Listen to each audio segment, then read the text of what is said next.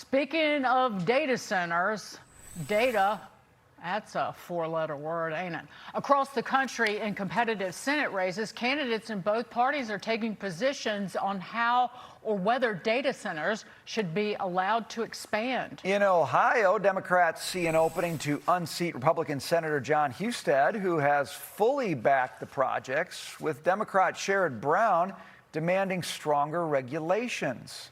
And this story is not just involving the Senate. More than 200 state and local communities have passed data center moratoriums. Supporters, however, are all about the benefits. Washington, D.C.'s electrical union political coordinator writing in the New York Times, quote, "Data centers are the best opportunity in generations for blue-collar workers to attain a portion of the American dream."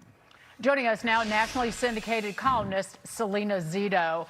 Salena, one of the governors who's kind of jumped on this let's pump the brakes bandwagon is the governor of Pennsylvania, Josh Shapiro. How do you see this playing out? Because are these Democrats in particular trying to foment hatred toward these data centers for their own political gain, or is this something that is truly from within and organic among the voting people?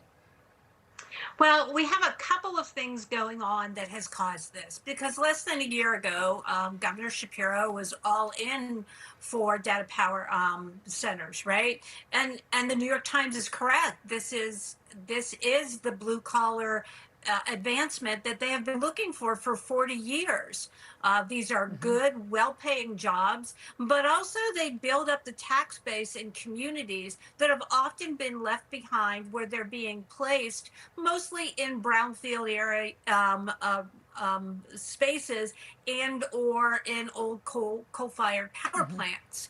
So on one side, you have the fear factor, right? People are afraid of the unknown, the destabilization. They've been told for 4 or 5 years, AI is going to take your job away.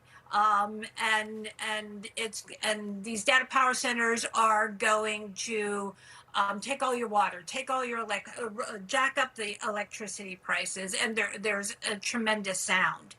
And then on the other side, you have blue collar workers that are saying, hey, and especially the trades, they're saying, look, these are opportunities. You've got construction work on the front end, but also you've got on the back end rebuilding up the tax base so that our property taxes goes better. Our school districts are funded. We're able to build a stadium. People can move back or people can stay.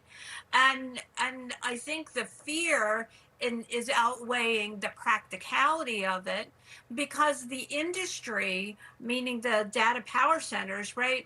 These guys aren't used to working with middle America. Right. I'm not giving them a pass, right? But I'm just saying these are guys that discover stuff in their garage and then work in Silicon Valley, and then they're in the middle of Western Pennsylvania, and they're like, yeah, we want to do this, but they don't know how to navigate people. It's almost like they need ambassadors to be able to talk to people about, look, don't be scared.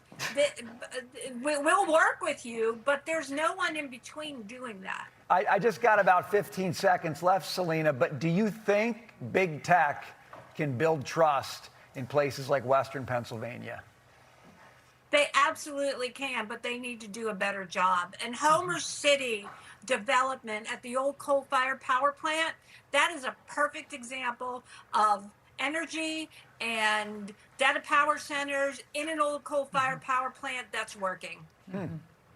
Yeah, they need somebody like to come in there and Dolly Parton the deal and say, that's exactly don't be thrown off by this weirdo from California who can't look you in the eye, because he does have your future and jobs and prosperity at heart. Like, he wants the best for you in this community. So somebody needs to Dolly Parton it. Yeah, Salena Zito. You can do it, girl.